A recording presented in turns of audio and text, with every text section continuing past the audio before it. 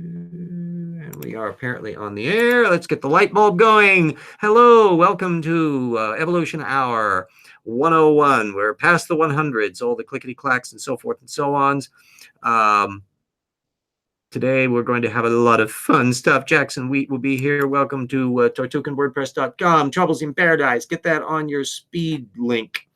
Okay, we'll stop that and we will get to our show in general. So there we go. And Jackson is here today, so we'll probably be discussing some stuff about the Rocks Were There book that we're working on. Again, for those of you who have been living in a cave all these last few weeks and not realizing what I've been doing here, I have been analyzing the Contested Bones book as the main portion of the show, which is this anti-evolution work, which has been arguing that the Australopithecines are just apes and human beings coexisted with them, and Neanderthals are just human beings too, which will be news to you, Ross.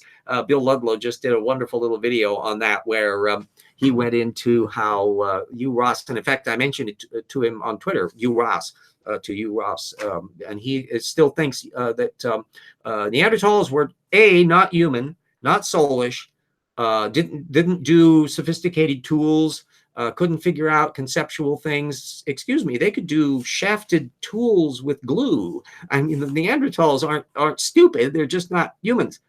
And so poor Ross is never going to be able to move from astrophysics over to paleoanthropology. Anyway.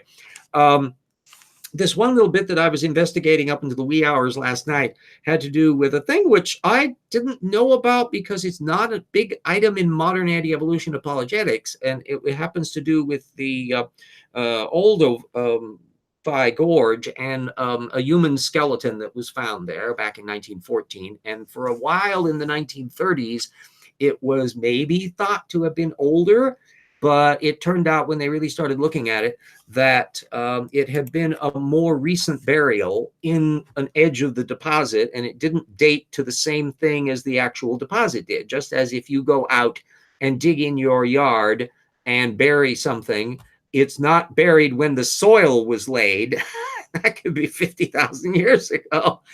And the thing is that because this wasn't popping up on an awful lot of things, I put a couple links up to a posting by Fitzpatrick Matthews in 2007 on Oldoway Man, and also an item from Jim Foley at Talk Origins on it, where they were mentioning some of the sources. And they were relatively generic in their discussion of it, which was because there wasn't a heck of a lot. A few creationists, Malcolm Bowden, who's that geocentrist wingnut, who's still around, by the way, and Paul Taylor and a few others brought it out back in the 1980s and 90s, but it hasn't been a common feature. And if you try Googling it, you won't find many creationist websites that make a mention of it.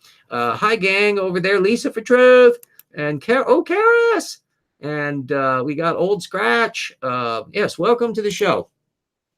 Hi, all. It's listed in the Contested Bones book that it's modern human skeleton in bed 2 at Olduvai. And what's amazing about it, and I was discussing this with Jackson before the show was going on, is that it's interesting for the lack of citations. That's always a good giveaway when you're looking at something that should be flagging your interest when they aren't putting footnotes in. So on this whole bit, there's a peripheral note, and then there's finally a note to a Nature piece from 1933 that was reporting on this fossil, and then a bunch of later material. And on the next page, even he was dealing with one from 1914, which would have date from when the original fossil was dug up. Like, that really matters much. Anyway, what really got fun down here is I'll read the paragraph to you, or the sentence.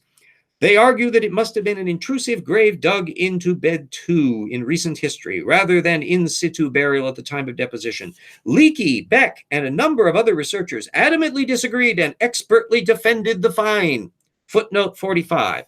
Well, I was up until the wee hours searching out that footnote 45. I couldn't put a link up to it, unfortunately, because it's not full text. But I was able to find the full text.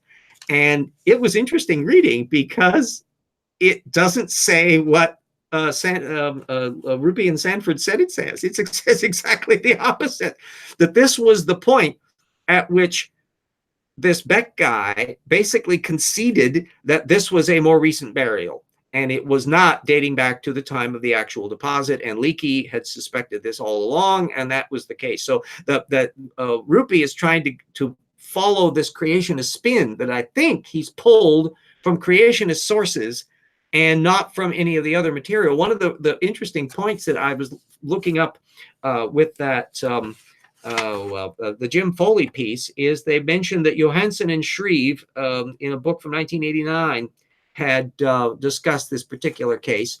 Well, that book has been cited by Rupe and Sanford. So why aren't they calling attention to that in their discussion of the Oldoway Man? This is absolutely intriguing. Fortunately, that book is available out at Eastern, and so I'm going to have to zip out at some point out to the next time I'm out there listening to a lecture or something. I'm going to hunt around in their library again and get a photocopy of that to kind of nail the bit down. But anyway, it got even juicier as time progressed, because as I researched all of this stuff, I ended up finding out all the back and forth. There was a whole slew of articles on it at Nature, from Leakey's original announcement of the intention to do further work there, and this was in 1928 and 1931, and then starting in 31, 32, there were people who were saying, yeah, maybe you should look more closely at this because maybe it's a later burial. And then that finally got down to the 1933 case where they were basically retracting it. There turned out to be, again, wasn't available open access for everybody, so I didn't put a link up to it, but a 2017 paper on taphonomy and paleoichnology of Olduvai hominid 1. It turns out that there's fragments of this fossil that are still around. A lot of them got lost in the war, but there was most of the skull and bits and pieces of the body were still available. And they were actually investigating this because the burial style fit the burial style of the culture that would be existing later in Africa, and they would cramp them up and all that.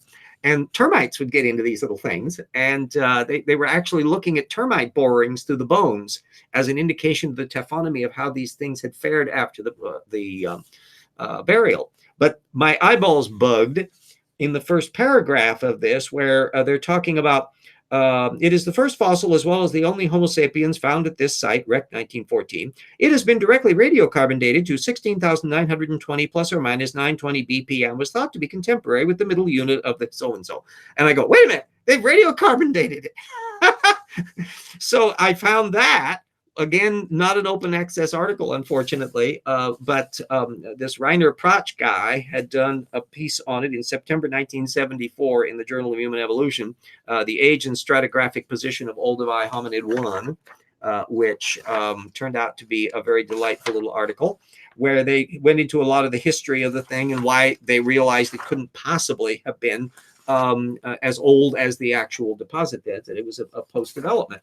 Now, how come Rupe and Sanford couldn't find this stuff? Or read the original Nature article, which they lopped off Leakey's name on.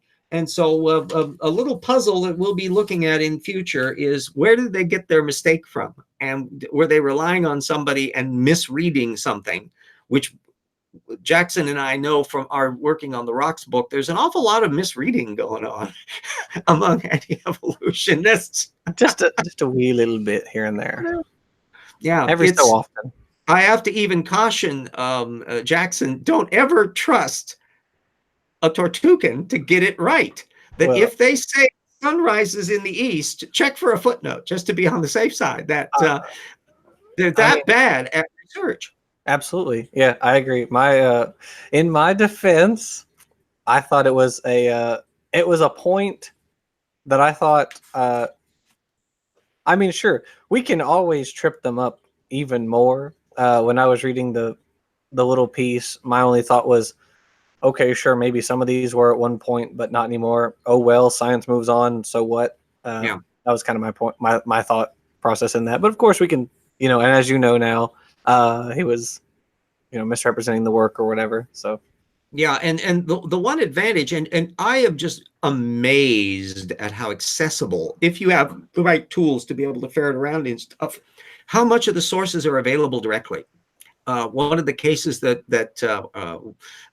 we were working on in proofreading chapter 6 on the new Rocks book was a claim by Richard Menton or David Menton, who has been a big league anti-evolutionist for quite some time, and he is often authority quoted at Answers in Genesis and ICR. He's one of their seemingly reliable people. Oh gosh, misplaced. And he was talking about vestigial organs, and he happened to be taking a pot shot at this guy Wiedersheim from 1893, that he had added on a whole bunch of more examples of vestigial organs that turned out to be not true. And that kind of piqued my curiosity, and I looked up a little bit on that, and there was a long list of these like 83 examples that were mentioned at Wikipedia. And when I was looking through, I noticed that the examples Menton put on the list weren't on the list at Wikipedia. And that piqued my curiosity. So then I hunted around and I go, well, how likely am I going to be able to find this damn book from 1893? Oh, it's internet land. And there, PDF, full text scan, it was available. So I downloaded the whole bloody thing. Lisa says, I use Google Scholar. Is there another source where I can get freebies? It's BOK.org. Yeah, there's a variety of things that I make use of, and the overt public ones, not only Google Scholar, but pay attention to, first of all, the main website of the technical papers. Not all, but a lot of the technical literature is available open access. And this may be true even if it looks like only an abstract up at the main site. Some of the websites are more friendly and put up a open access, free, or something like that up in the corner to make it obvious. If they're talking about Proceedings of the National Academy of Sciences, you're home free. Everything there is free after a year. And a lot of the major journals like Genetics and that will be that way. Where you screw is Science and Nature. They're still not open access, and you have to work around that. But if you have access to a college or a major library, you can get the stuff. Science Magazine is very commonly available at public libraries, and now it's almost all electronic. And also Nature will be available at college libraries. Another bit is Academia EDU, and then ResearchGate. And an awful lot of scientists post their papers, either one or the other, or both. And you'll be able to tell even on a Google search. One of the things I do is type out the whole title of the paper or a major section of it if it's got a subsection, and Google it and see what pops up. Because you'll find not only the technical journal where it is, but also whether or not it may have popped up on some of these points. So there's a bunch of little tools that you can go to fiddle around. Then also, you may also find that scientists that were either involved in the work or use it as a teaching tool in their courses have posted it open access PDF on their websites as well. So there's a bunch of different ways that you can wriggle around to find stuff. And in all told, I'm now in the state where I can get typically 80% of the material that I need open access. And as Jackson and I both know, there's nothing like the original source, because you find out so many cool things. First, from reading the original material, and second, finding out what was under the eyeballs, allegedly, of the creationist when they're trying to cite that technical work. And you go, ooh, odd that you didn't know what was in the very next paragraph. Curious that you didn't realize what this paragraph said about that very technical point. Why didn't you bring that up? That's the Dracula rule. Georgia Purdom. Yeah. Oh, her all of them screw up on this. I mean, the first person I saw while we were writing this do that, because she was in chapter. Because we wrote 1, then we wrote 3, then you wrote 2, then we wrote 4. And you kept changing the order of the chapters to boot. That was fun. Well, some stuff could be. Let me just jump in here. And a shelled reptile asked, what did you conclude from that vestigial organ list thing? First off, you have to understand what vestigial organ means. It doesn't mean it's functionless. Quite to the contrary, it can still do something. It's not doing what it used to do, though. In other words, if you look at the main organs usage in a clade, and when you see a vestigial feature, it's that it no longer does what it used to, but it may have been co-opted for another function. The famous example here would be the appendix. That doesn't do in us what it does in animals that make use of an appendix. It's an additional stomach. But it's turned into a little, first of all, you can't get rid of it because it's like a little bottleneck in the plumbing that if you try to get rid of it, you screw up the works. And so there's a selection pressure to maintain it no matter what. But it's also turned out now been co-opted as basically a little bacterial sink that plays role in the immune system. And so it's a little vat of stuff that we can find useful, but that's not what it does in animals that use the appendix as an actual organ. So, but creationists want to say that it has to be useless. So if it's useless, it can't be, or if it's useful for any purpose whatsoever, then it can't be vestigial. That's redefining what the term means. So what was the case is that it's every one of the cases that I've been seeing in Weidersheim's list are perfectly legitimate in that constrained definition of vestigial. That and that was bearing in mind the fact that an awful lot about them that we know now wasn't known to him 100 years ago, and you would expect that to be the case on there. So it's an example that is a good one to be up on, because creationists do that a lot. It's a really common. Vestigial organs are still waved at us from the ICR and Answers in Genesis. It's not quite as common in intelligent design, but it pops up there as well. So if you need to have a good recognition of what it involves and a good sense about what the examples are. While writing the chapter, by the way, my appendix decided to go rogue and attempt to kill me. So hearing Minton say it's 100% useful sounds a little hollow, from my perspective. Yeah, and that's why they have, appendicitis. That's it can malfunction. It was really funny because we actually include that as a note. It's like, oh, by the way, while Jackson was doing this part of the chapter, he had to get his that's removed. a perfectly good one. Yes, he was viscerally reminded of how not benign the appendix can be. Yeah, it's that was not fun. It's the way he what's really funny about the Minton bit is his definition of vestigial, while incomplete, is not terrible. His definition is okay, but he rejects it pretty much out of hand when he goes through the list of organs. He's like, it's either functionless or it doesn't have as much of a function now as it used to. And then he looks at organs that maybe don't have as much of a function as like they used to, like the appendix and things like that, or the ear muscles, things like that.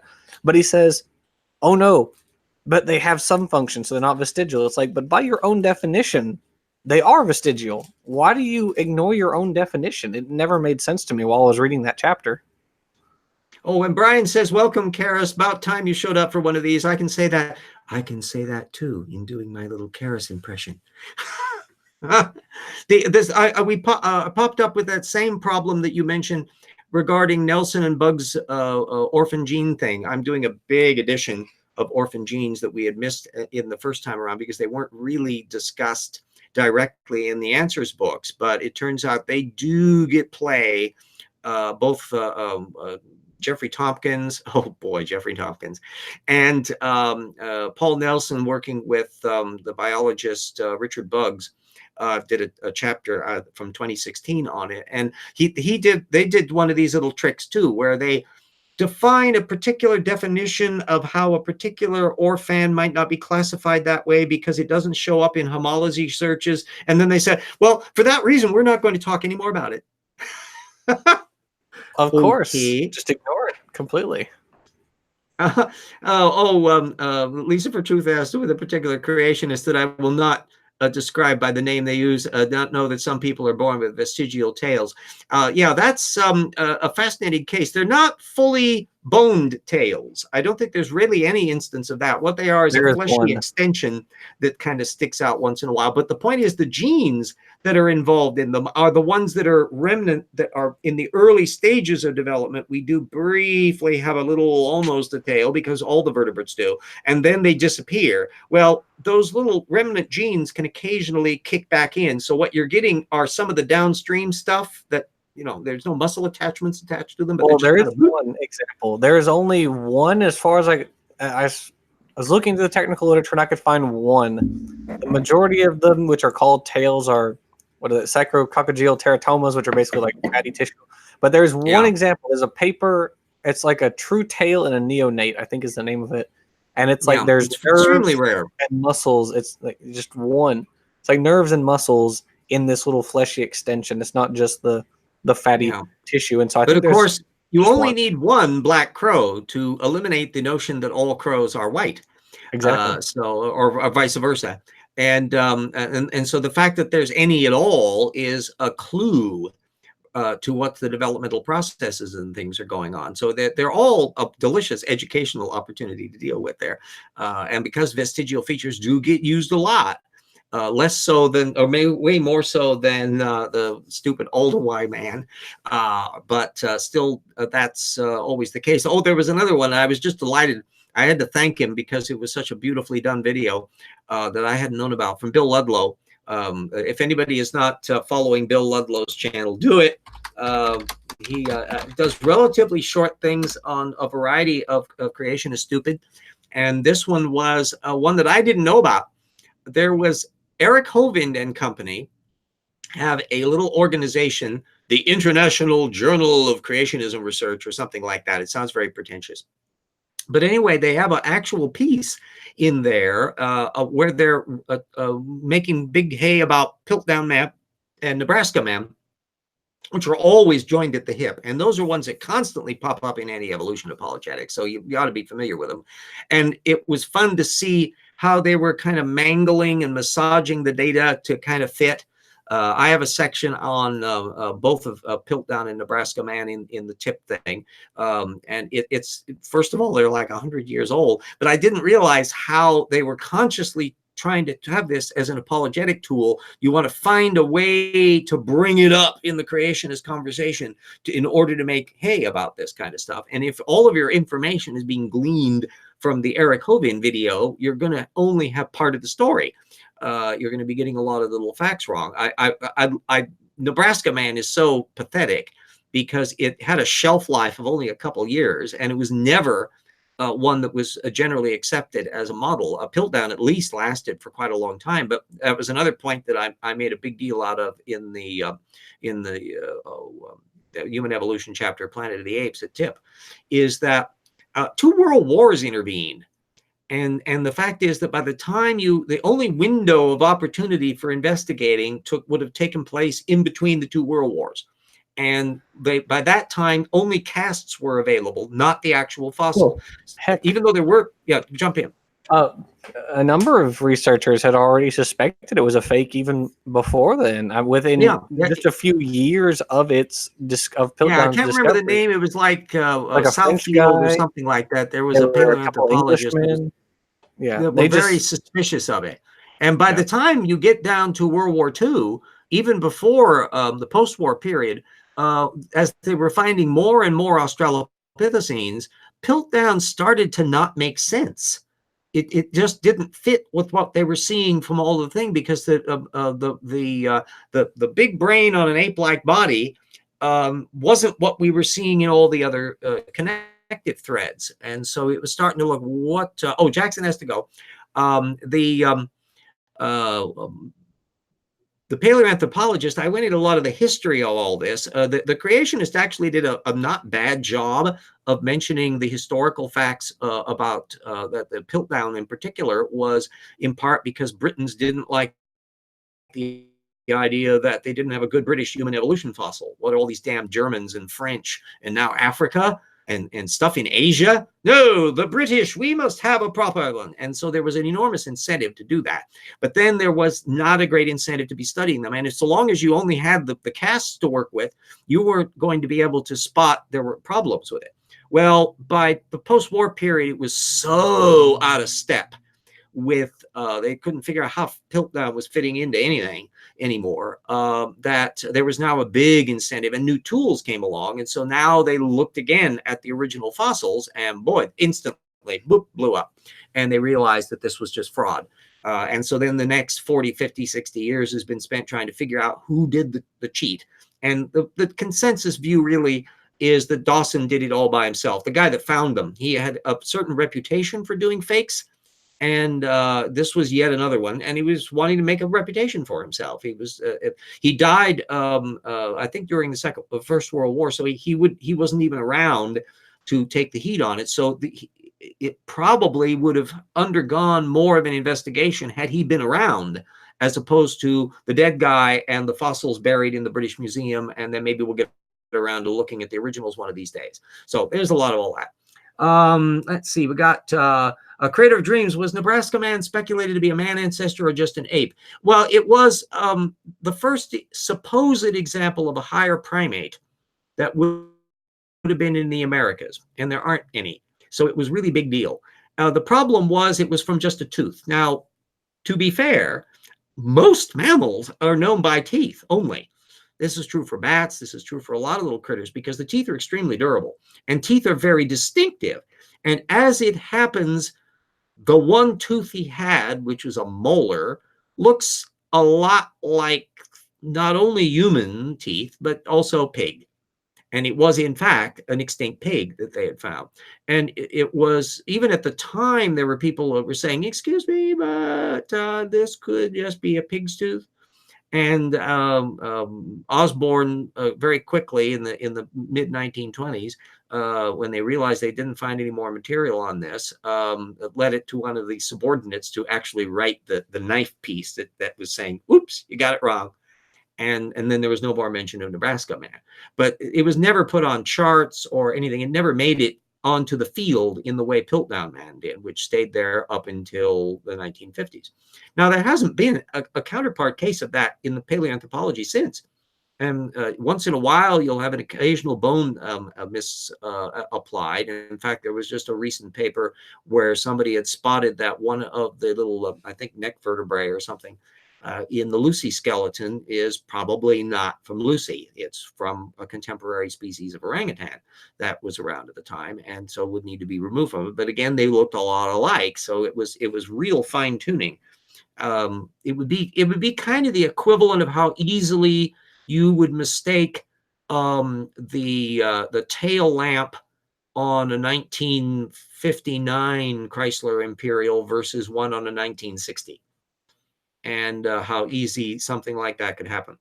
Korak says, evolution in action is no coincidence that our back teeth are flat for crushing and front teeth are sharp for cutting, and also not a coincidence that the incisors are there. Yeah, well, everything about our physical anatomy, not only just the teeth, is a contingent upon your lineage. And that's one of the things that is the big lesson behind what these vestigial issues involve, or living fossils or anything else, is that the details make sense in a lineage context, whereas they're just arbitrary, well, look at that, in a design context.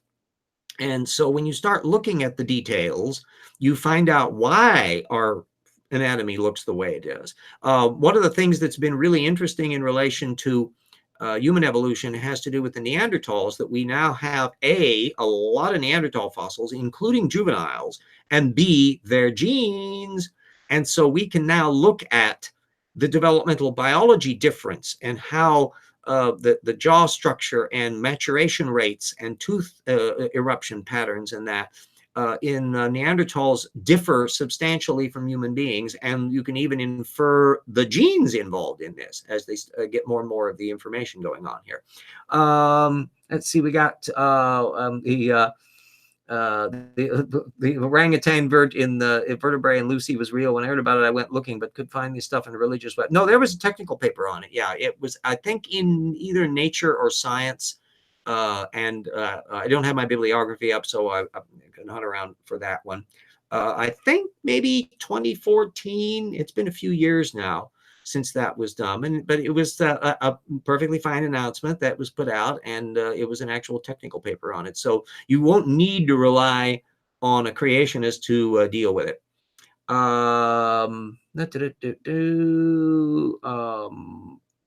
Yeah, BJ says, yes, they collected one bone that wasn't human, but they did figure it out. And that's because the scientists want to get it right. Everybody can make mistakes. To err is human, but to correct requires sound method. And what we see in looking at creationism is they are maybe not more prone to making mistakes than normal humans, but they seem to print it out more than normal humans, and they have a bad track record of correcting. There are examples of where creationists have backpedaled on things, and sometimes it's done, we just don't talk about that anymore. So you find that among ICR and AIG, for example, the Paluxy River tracks just bit, and we just don't think about those anymore. But down in bottom feeder land, Carl Baugh and Kent Hovind, that world, they still draw upon all of that material. And Chuck Misler over here in Coeur d'Alene, Idaho, he was a young Earth creationist, and he riffs off a lot of that stuff too. And so Menton and that bunch is that Jackson and I were talking about are examples of ones that have some science credentials, but they function more in the bottom feeder mode than the ones that are trying to have proper rigor and analysis in their creationism. So your Andrew Snellings and Jensens and all that, imagine that they have a better reputation than they do. But when you look at it from a source methods point of view, sorry, they're all making the same class of mistakes. And it's misreading of primary sources. It's avoidance of data that doesn't fit their model. That goes on over and over again. Half past the hour. Time to do my little shameless plug and thank all the patrons. Let me get this up to speed. The RJ searching for the green button to do the screen share. Okay, there we go. And we will do that. And then we will do that. Whoop. So there's my patrons. Thank you. Patreon.com is where anybody that wants to support the project in general and also the shows that I'm doing. Every one of you. Thank you, thank you, thank you. We've got our colleagues Hendril and Eric and Suris on our researcher level, Travis and Keith and Fino and Puffalophagus and Brad and Ralph and Meet Convert Me and Palogia and Sur and assistant researchers Dyer and Duranko and James and Nana and Benjamin and Son and Totes Real and our friends Daniel and Eat and Stephen and Marigale and Insects Are Cool, Daniel Johnson, Morton, Bo, Staggles, Alex, Paul Williams, Zeshi. I love it that the list gets longer and longer. It takes a little bit more to do, but this is so wonderful that every one of you at whatever level, everything matters enormously. I mean, for the last couple of months, it's been possible to eat and have ink. And this is a delight for me. And we have some legacy patrons that were able to help for a while. And that's still something that I want to say thank you, thank you, thank you on Jen and Jody and John and Andrew and Yui and Mona and Everett. And then also we've got, as always, the links are available in the video description to the website and to the Patreon site and to the GoFundMe. That's another way. And you can do recurring things at GoFundMe just like you can do at Patreon. So either way, those are multiple routes to go through if you feel that my talking head is worth some of your scratch. So there we go. So that's our a shameless plug for the week. And back to the exciting issue of part 2 of the show. And the other part of the program relates to some stuff from our gang at the Intelligent Design Movement. And some of this is relating to birds, bird evolution. It happened to be that there was a new paper, and I put the linkage up to it from Oliveros on Earth history and the Passerine superradiation. Well, by definition, this is working out this particular subgroup of birds that's obviously occurred before the evolution of birds, or after the evolution of birds. And our gang at Evolution News says, despite dozens of authors, PNAS paper fails to explain bird evolution. You're expecting a paper that's about birds after the origin of birds to reprise The Complete History of the Evolution of Birds. That's a book. That's not a technical paper. And so I put the linkage up for that. A certain amount of quote mining. It's ironic that they bring up finches, because what's intriguing is that over in creation science land, they've pretty much accepted that all of the finches are related by natural branching common descent. And that's to keep the number of birds down on the ark. So effectively, they've swallowed all of that. But move over to intelligent design land, and they don't do systematics at all. So whenever you're reading some of these posts from Evolution News, if you need to take a Pepto-Bismol or something, you know, so to keep your stomach settled as you go through them, look to see what they don't discuss, which is, what is their model? What do they think happened with the birds or anything? And you'll discover that it's a 100% failure rate. They never figure that out ever. And another one that's on the same point, it happened to hit the same week, was a new paper on repeated evolution of flightlessness in these rail birds down in, I think, New Zealand, or no, Tasmania, maybe. I don't know. It's somewhere, no, Madagascar, off a little itty bitty island off of Madagascar. I remember. And it hasn't actually hit publication yet, so it's in the little 10 pending file on there. But the point is that Denise O'Leary, the intelligent design lady from Canada, riffed off of Uncommon Descent, riffing off of a secondary account of the paper to have the bird goes extinct twice. And supposedly this is suggesting that it's not evolved, that it's designed. And ironically, Jerry Coyne, for quite independently, was pissed off at how the public accounts of this particular paper misrepresented what they meant by what species were going extinct and what species were reappearing. Railing about rails, new paper on flightless birds, is grossly misreported and distorted by the popular media. So you can compare the world of Jerry Coyne's regular science and what the fiddly bit details are with the spin doctoring that was going on with Denise O'Leary and the Uncommon Descent linkages, and look to see how detailed the one is versus the other on a matter of a technical paper. And it's kind of fun to be able to measure the differences between the two approaches on that, to where it's all apologetic fluff on the intelligent design side, and it's actually trying to discuss why what's going on is going on. Coyne was at no point criticizing the paper. There was nothing wrong with the technical paper. What he was complaining about was the public presentation of the paper. And Lisa says, what's strange is why ECs reject evolution, but there has to be evolution on steroids to make the Noah story work. Yes, that's a point that I've been making a big deal about in quite a lot of shows, and it's a really important distinction between them and old Earth creationist and intelligent design.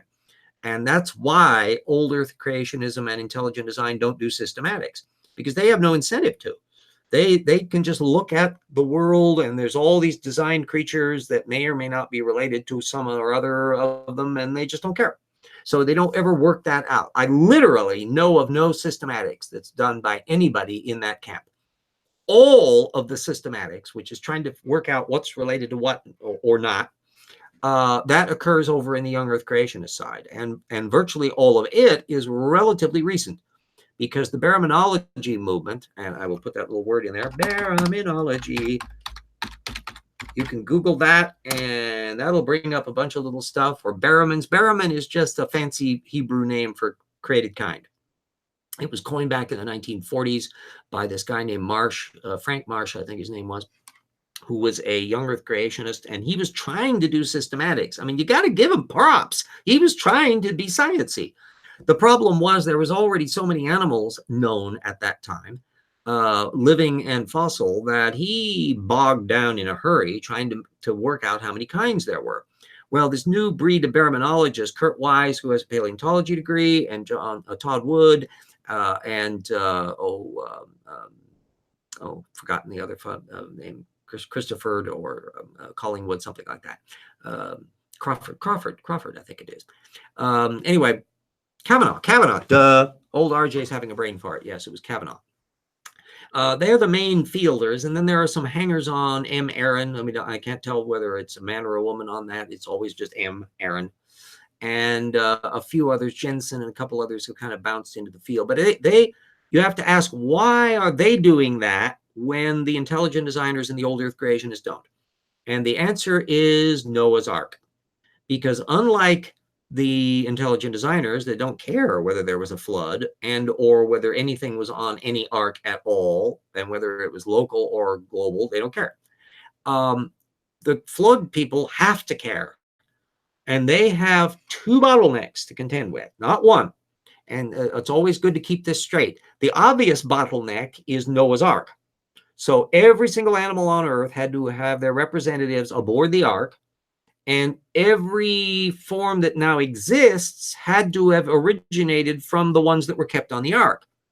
2 of every kind for unclean animals, 14 animals for the clean kinds like birds and bats and farm animals and stuff like that, which in either case is way too small for a viable population. And you find creationists like that Standing for Truth guy going on about created heterozygosity, which is just a variety of the amount of genes that you would have had available. And they've never been able to work out that in detail. That's bottleneck 1.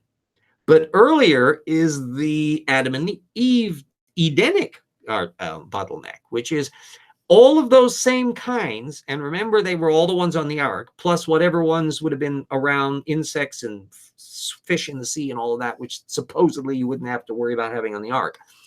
That bigger set of kinds that were created only 6,000 years ago, all of those kinds have to generate the animals you see in the fossil record, because that's stuff that dies in the flood, which is only 1,500 years after creation.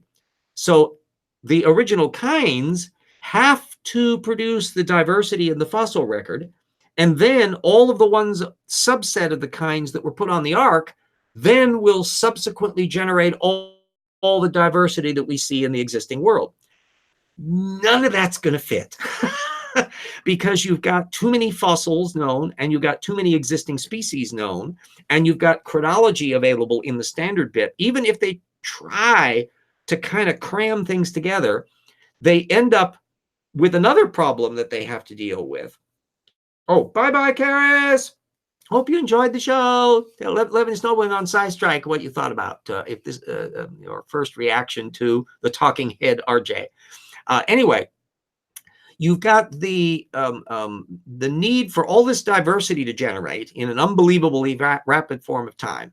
So they're forced to have, to keep the number of kinds down, they generally go to family, which is the traditional level of what kinds were thought of. Basically, the family type, so all the cats could be together, and all of the farm animal type things that are cow-like could theoretically be in the same kind. That wasn't too much of difficulty. Problem comes with us.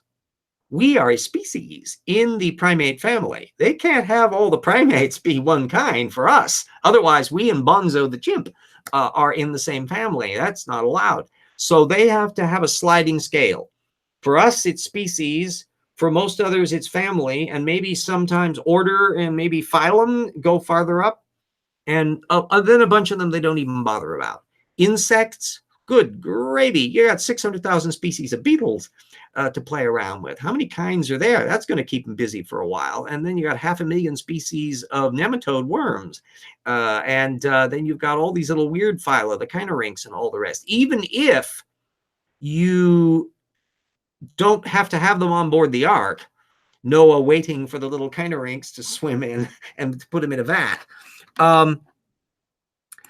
you still have to deal with them in that Adam and Eve Edenic bottleneck.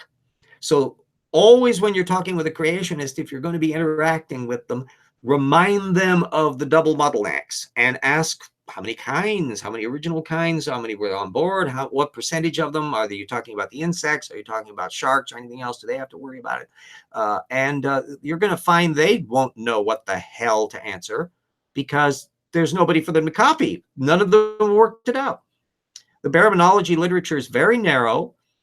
Every attempt, as Jackson and I are going into in the new Rocks book, every attempt to dive into these areas bogs down immediately. With dinosaurs and birds, you find one branch of the baraminologists deciding, well, maybe Archaeopteryx is actually in the bird kind after all, or it's in the dinosaur kind too. And so dinosaurs are actually birds, and this is okay, or not. And other ones don't do that. And they do the same problem trying to parse their way through the hominid fossil record, and they'll do the same problem also data flushing. There's a wonderful example that's coming up where we'll be discussing bats and the bat kind, and how Kurt Wise or Todd Wood, I think, wrote a book, and he managed to only discuss 2 of the 20 bat families.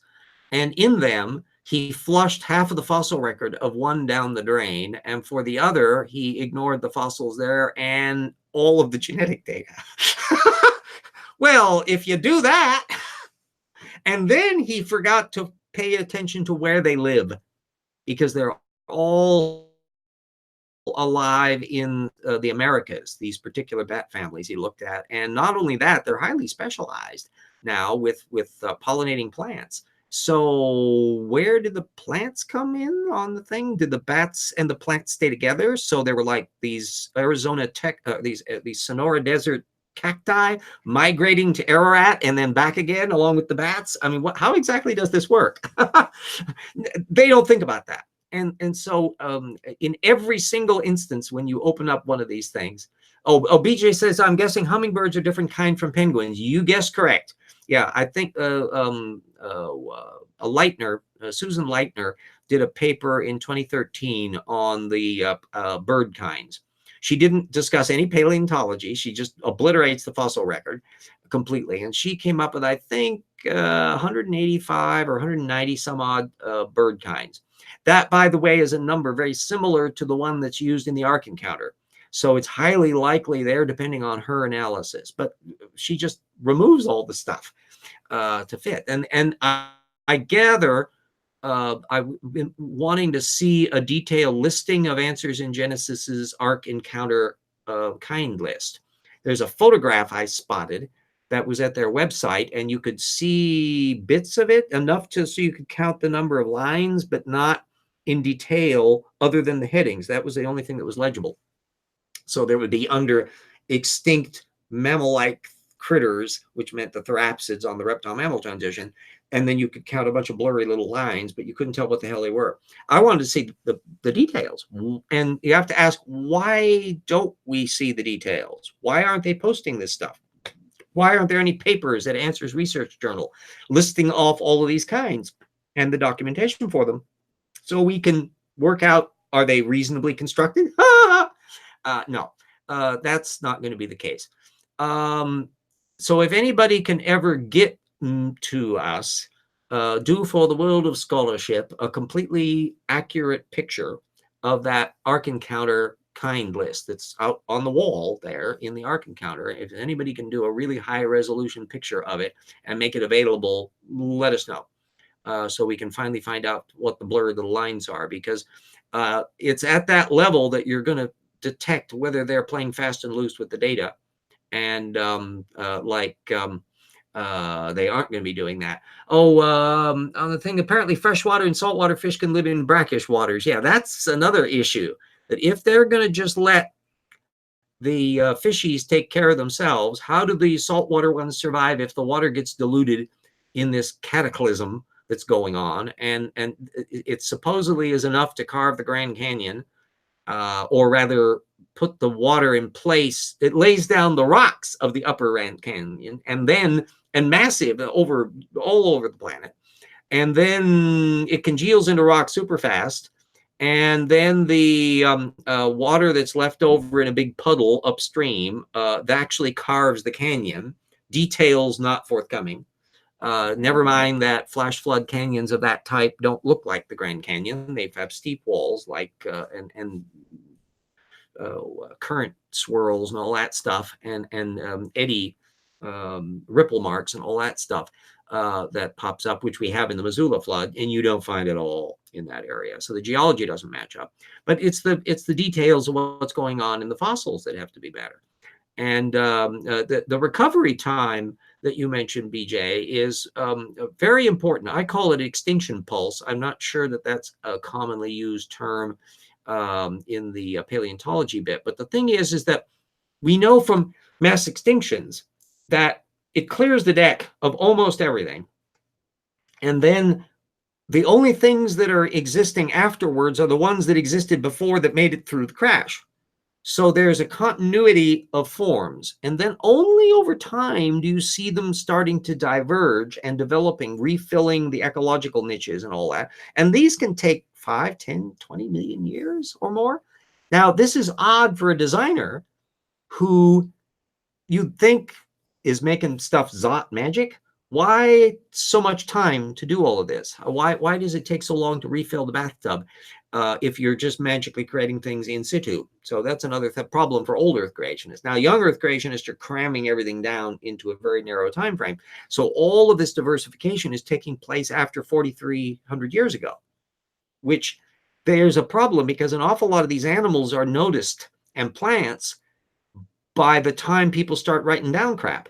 So it really, when you think about it, it's really only maybe 1,500-ish years after the flood for all of that diversification to take place. And can that happen genetically? Well, if you start trying to look at the details, which they don't, they would discover that that's not very plausible. So there we go. J-Mac says when we were a kid, they were removed from a Sunday school class and taken to my mother for asking questions. When she asked what was wrong with asking questions, she was told we can't answer them. That was a different response than I got, but it was the same problem. Mom sent all of us kids to Sunday school, and it never really took with any of us, but I was the one that got kicked out of Sunday school, and it was for asking questions about the flood. And I know it wasn't because I was being prodded by Mom. She could care less about any of that stuff. It was all because I knew about dinosaurs, and I wanted to know what the dinosaurs were doing. Were they on the ark or not?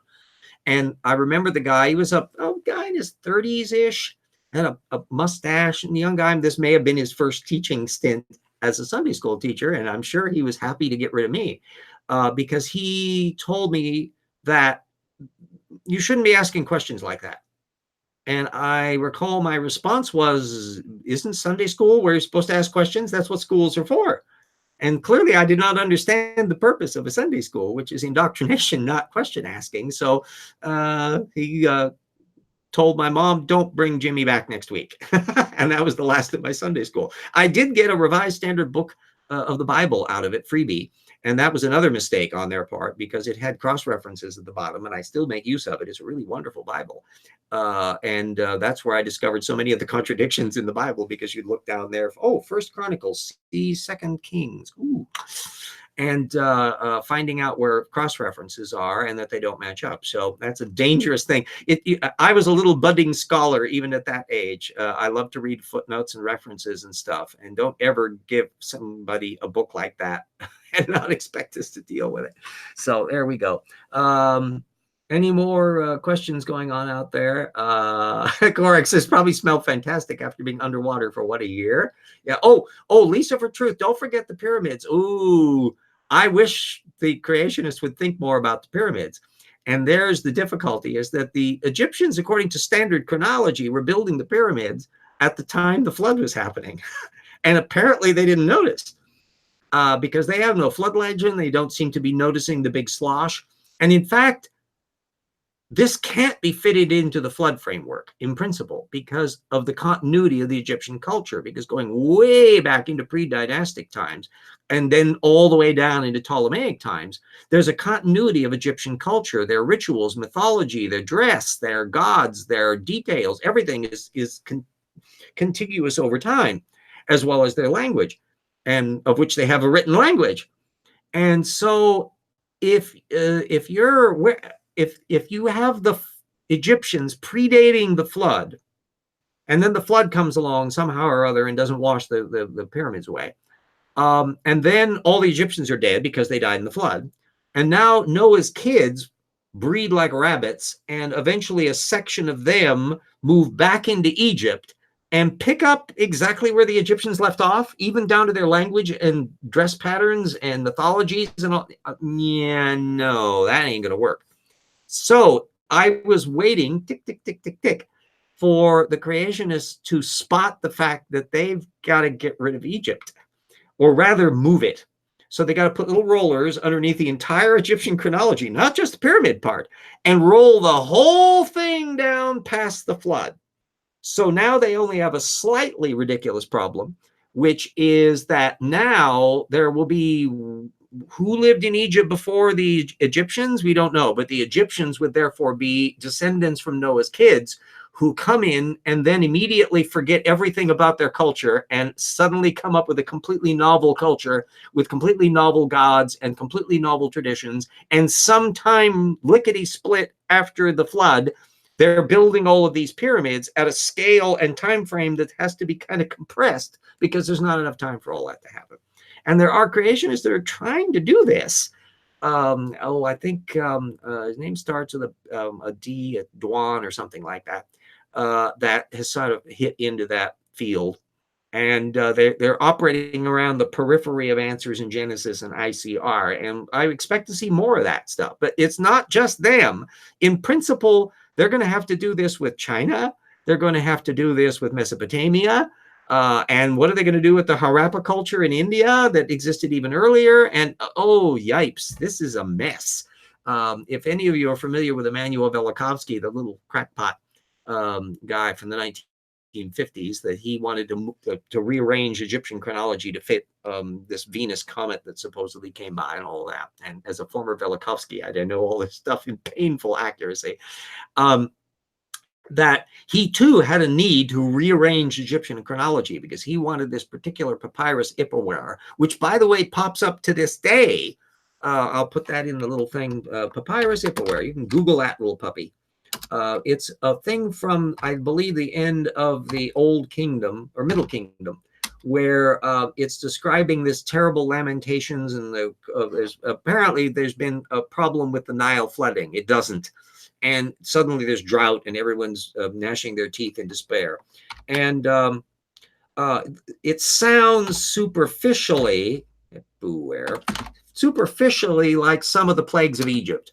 And so Velikovsky was arguing that the Ippaware papyrus was actually an eyewitness account of the Exodus.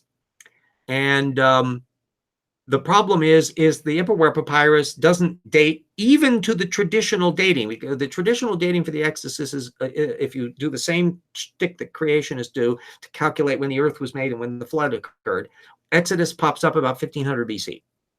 And the problem is by the 19th century, it was becoming obvious that that couldn't be true because there's references to Pyrameses and all of these New Kingdom events that connect up with the Exodus accounts. So if the Exodus took place at all, it's more likely around 1200 BC during the New Kingdom, not far back. Well, if you want to have your Ippaware cake and eat it, your Exodus and the Ippaware frosting, then you've got to take the Middle Kingdom and pull it down to the New Kingdom and scrunch them all together so that the things match up, or pull the reference. It's a mess. And Velikovsky couldn't pull it off. There's a guy, Roll, who's tried to rearrange the chronology too. And this gets into not only trying to calibrate with the Exodus, but also another thing that's added onto the play is the Santorini eruption, one of the worst volcanic eruptions in the history of humanity that creamed the poor Minoan culture. And it took place around 1650 BC. And then had later on impact. And so there's been the tendency among some scholars to try to drag the Santorini eruption in to connect with the Exodus. But then again, there's the dating problem again, because it's way too early. So there's a whole cottage industry of all of this crap. Anyway, so we're just about down to the end of the show. Jackson had to leave because of the family suddenly had an activity going up where they're going out for dinner and that. So such things, life intervening as opposed to the talking head here. Korak says, didn't God only save Noah and his family? Why do they have these worldwide flood myths? Well, you don't have worldwide flood myths everywhere. That's the problem. You need to recheck your data field. Cultures that live in places that have catastrophic river flooding tend to have catastrophic river flooding legends. And so the Mesopotamians have them up the yin yang. And Lisa for Truth, why don't they just give up? Well, because they need to have it the case. There's some catastrophic flooding in the Indus Valley culture, although they didn't have, they have a written language, but nobody can read it. And so to what parts their flood tales, if they had any, connected up with others, we don't know. Chinese, the Yangtze River floods catastrophically. They have a flood legend that's not really like that of the Noah story. It's about flood abatement and breaching of irrigation ditches and bureaucrats being held to account and all that kind of stuff. And you have the Deucalion flood in Egypt or in Greece, which is probably a reflection of a tsunami, and that may actually connect up with the tsunami that would have come from the Santorini eruption. And then there's another problem about cultural diffusion. Some of the flood stories that ethnographers were recording in the 20th century were probably ones that were being parroted back to them from the locals that they had heard from the missionaries that had come through there 50 years earlier. So all of that plays a role. So the short answer to your question, Korag, is check your data. There aren't flood myths all around the globe, and they tend to correlate with places that have local flooding. And the details are very, very, very, very different. And notably, the Egyptians have no flood legend. They have no global flood legend. They have the only time they talk about flooding is when the Nile doesn't flood, and that's a bad thing. They just get that in conniption fits over it, because everything about their culture was dependent upon the Nile flooding regular as clockwork. And when droughts that would come along because of climate shifts and seasonal cycles and other things that would take place, or volcanic eruptions that could interrupt the cycles that way, that was a bad thing for them. So sorry, no universal global flood legend, no universal global flood.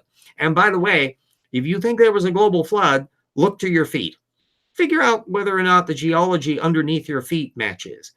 We have floods up the yin yang here in Spokane because the Missoula floodings, and I say plural floodings, that occurred again and again and again and again as ice dams would form and block up water, and then they would be breached. And this happened over and over and over again. Produced layer on layer and erosion layer after erosion layer at varying things. It was this complicated pattern to work out all of this, and it didn't happen all at once. That's just in the recent part. That's on top of the Columbia basalt that was formed in multiple, over millions of years, volcanic rock in this region that you can date them because of the fact that the volcanic material is slightly different each time. And so the composition is workable. And I've seen creationists like Ord try with a straight face to claim that the Columbia basalt was formed during the flood. No, it's not pillow lava. Sorry, ain't done underwater. So the geology of any particular spot you want to try, there's a huge amount of geological material. And if you try to find out creationist accountings of it, you're going to discover they're leaving out most of the data. And you'll only be able to find that out if you look at their papers, Answers Research Journal, the Creation Research Society Quarterly. There's a whole bunch of venues where they have these things, and sometimes in anthologies and books. Andrew Snelling has a whole bunch that we're criticizing in the New Rocks book. Michael Ord, his pirouettes around stuff. It's a vast area to deal with. Those of you with geological training, naturally, that would be a beautiful venue for you to jump in on this, because you would be able to be familiar with the technical literature and know the jargons and that, whereas somebody that is a novice in the area, as I was, and Jackson too, we have to learn it all and check out all of the terminology, because Snelling will use little tricks as how he refers to particular crystal forms and rock forms, that when you finally look at it, a geologist is saying, wait a minute, this actually is a form of this, and that it can't form quickly, and this material, and then he starts connecting the dots. So AJS, I guess the Minoans didn't know about that whole throw the virgin in the volcano trick. Losers. It's highly likely, if you're, and you can research all the material on Santorini, also known as Thera. I'll type that into the thing. We're going slightly over the hour, but this is an interesting subject, so I don't care. Santorini, aka Thera. So it's known as both, and you'll sometimes find it referred to as Santorini in the literature, and sometimes as Thera. And so damn those Greeks for having more than one name for things. It's highly likely that at the time it was being settled and lived in, that there may never have been any major eruptions. It was just the little thing that maybe puffed smoke once in a while, and was quite a calm place with really great soil around it, as volcanoes often are. That was the same thing with Pompeii. The people that were settled around Pompeii had no experience of it being a volcano. They didn't really, even in Roman times, didn't really have an idea what volcanoes were. That really only came about later on. They knew that some mountains had smelly stuff come out of them, and the gods lived down there. That was an entrance to Hades, things like that. But the idea that volcanoes were things that blasted stuff and produced lava, unless they were occurring frequently enough, I haven't looked into whether or not there was much lore regarding the ones in Italy that tended to be much more frequent volcanoes. But the one in Naples, there was another volcano that was much earlier, that was actually much more dangerous than the one that blew up in the Vesuvius. And it's still an active caldera that they're still worried that maybe that could burble up again. It's not, it's a dormant volcano. It's not an actually extinct one.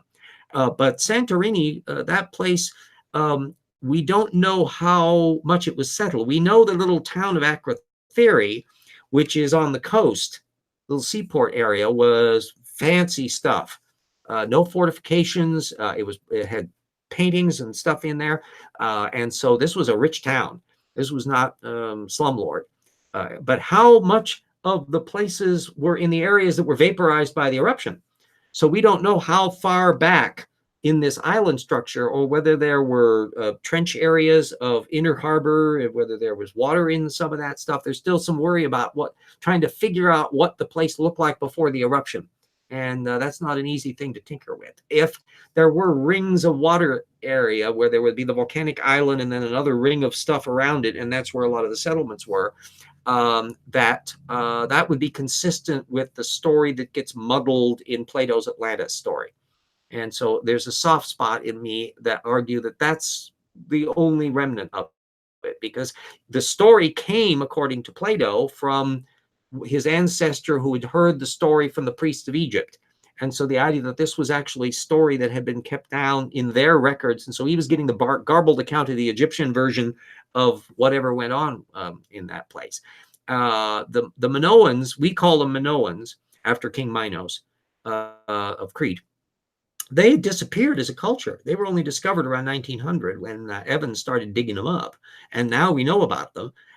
We don't even know what they called themselves. They had a various writing forms. Their later ones are clearly based on Greek, and by now they've been put on the skids.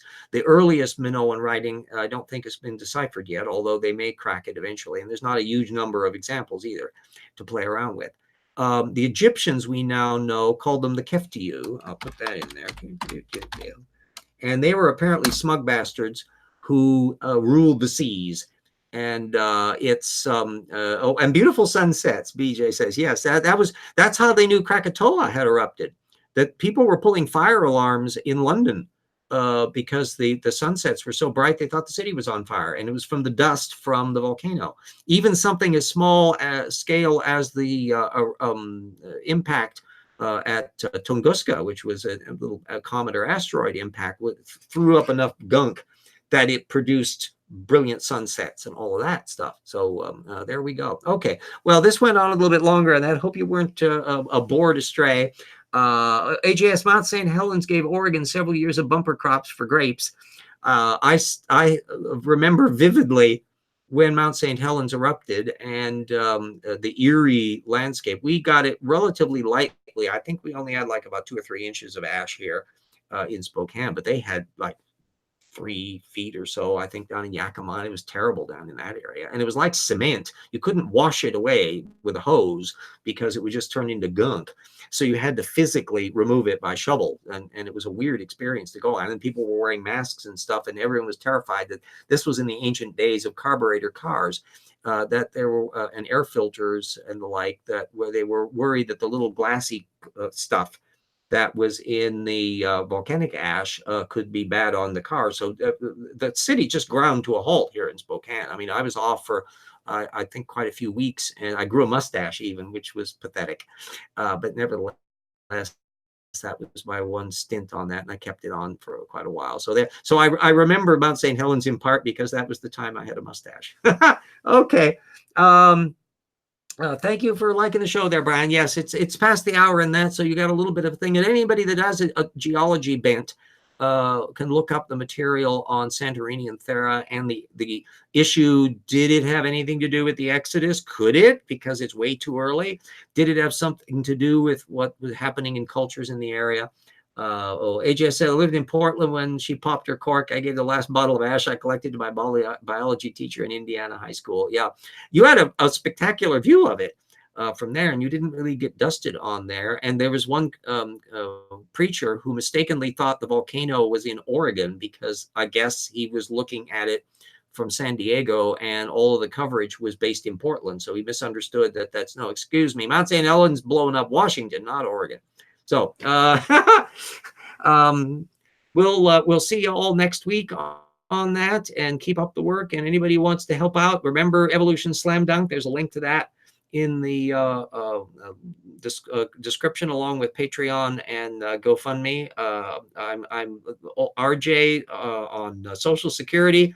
And just like Aaron Ra and Richard Carrier, who depend on Patreon for their livelihood, I'm not quite at that stage yet, but nevertheless, it's helping enormously. Every bit you can help. So if you can squirrel away a thing to become a regular Patreon on there, join the parade, and you will be on the list of honor every week. Okay. Yes. Okay. So bye, and see you next week, and keep on fighting the good fight. Source methods. It rocks.